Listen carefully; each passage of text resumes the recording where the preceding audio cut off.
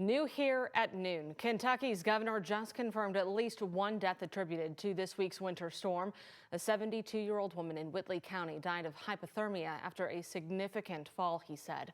3 other deaths are under investigation across the state, one believed to be from using a generator to keep warm. Another may have been from shoveling snow. Across the state, power outages are sitting around 27,000. That's down from 73,000 at its peak. The hardest hit areas, Pulaski, Allen, Monroe, Barron, and Russell counties. The governor reiterated the 130 warming centers across the state, including state parks, which have significant capacity. He said about 950 people took use of those shelters last night.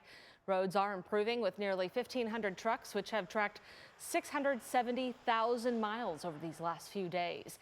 Bashir shouting out everyone on the job this week, doing what was necessary to be there for all of us.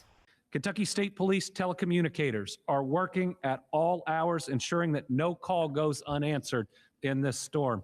These folks are sleeping in the office so that they can report for every shift. Like so many across Team Kentucky, they're making sure Kentuckians have help when they need it. Governor Bashir said our National Guard has boots on the ground as well, helping get people to shelters and evacuate if necessary in dangerous conditions, mentioning one Humvee tipped over on a mission earlier this week. I'm pleased to report this morning that our main roads and our thoroughfares are passable, and we've made significant progress on our efforts as Louisville gets moving again today. That was Louisville Mayor Craig Greenberg just 2 hours ago, saying with the main roads clear, public works crews are now prioritizing high traffic areas, especially those used often for emergency responders and those leading to the airport and hospitals. We also heard from U of L Health, which said it's treated at least 23 patients for weather-related injuries and illnesses. One patient currently in the hospital for severe frostbite. The mayor said there have been no weather-related deaths in Jefferson County. We're also hearing from a number of schools and businesses, Matthew, that have been closed or on NTI today. JCPS making the announcement this morning that tomorrow, Wednesday and Thursday, is an NTI day for Jefferson County. Yeah, absolutely. Yeah, we're just going to really continue to see these cold temperatures over the next several days overall. So really not going to get above freezing over the next several days as we continue to see kind of this Arctic cold blast on the way for us. But some of those weather headlines we're tracking, those road improvements will continue today as we kind of continue to see more improvements on those roadways as far as a lot of that snow removal, and also still seeing that extreme cold warning and staying below freezing overall. So still some cold days ahead for us as we go towards the next couple of days, and eventually as we go towards likely your at least Wednesday, still going to see some cold conditions out there. Feel like temperatures and current temperatures right now still sticking into the 20s. Still see a lot of that snow on the ground for this morning.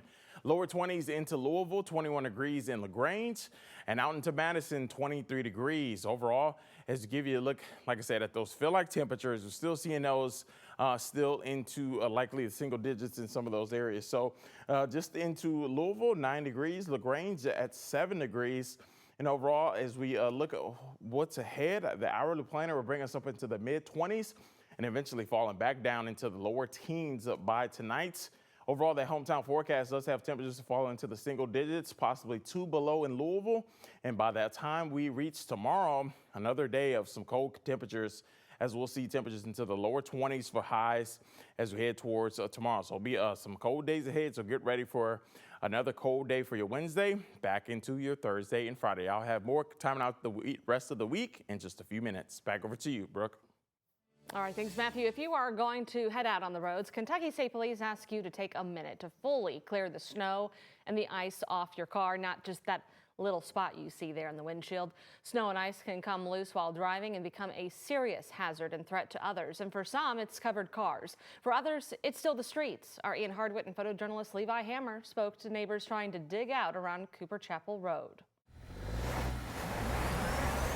Just 20 feet away, Cooper Chapel Road was clear, but 6 inches of compacted snow stalled Emily Howell's SUV. It's like if I could just get right there. She dug her car out. Howell would have liked a pass from a snowplow. Yeah, they should have already done that. She doubts the city will. I don't know what the weather's going to be like tomorrow, if it's going to end up melting by then or if it's going to get worse. But I mean, yeah, it's definitely something that needs to happen.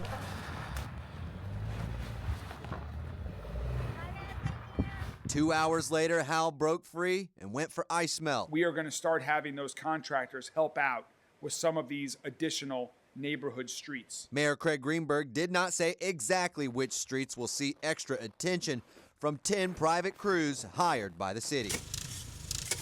More subdivisions off Cooper Chapel Road could use the help. 4 people unstuck this car on Charleswood Road. Further down the snow-caked hill, Cooper Chapel was the clearest road for half a mile. Because, I mean, like I said, that even the trucks on the street haven't been able to move. April Jordan's Honda Civic can't make it up the hill. It can't even make it out the driveway. I don't know if it's like the sleet that got added onto it, you know, like it's just so compacted, like it's just not going anywhere. Every time this happens, it's like this, like we don't get touched at all. Metro Public Works touches nearly 3,000 miles. These city plow drivers head out for 12-hour shifts, but the contractors will be in town until 10 a.m. on Wednesday. So if your street isn't plowed by Wednesday afternoon, you may need the sun instead. Ian Hardwick, WHAS11, on your side. 2 members of the Metro Snow Team were recognized this week by Louisville Mayor Craig Greenberg. On your left is Zach Lewis, a snow team driver, and on your right, Clarissa Lamar. While working Sunday night, Zach spotted a driver who was unconscious at the intersection of Breckenridge and Hikes Lane. He and Clarissa immediately sprang into action. To help people, you know, it's public service, and I get to help, you know, citizens of Louisville. You know, I have family that live here, and try to make Louisville a better place. Back in '93, I had a situation with my brother. My adrenaline goes, and the first thing is get help. Worry about anything else later, but get help. They said they hadn't heard from that driver since the incident. Clarissa has been certified for over 25 years in CPR. She emphasized that in situations like these, do not hesitate to get that help. As a reminder, you can stay up to date with our forecast and any emergency alerts on the WHAS11 mobile app. We will send you important weather updates straight to your phone. You can also stream our coverage on your smart TV. Download anytime and watch for free.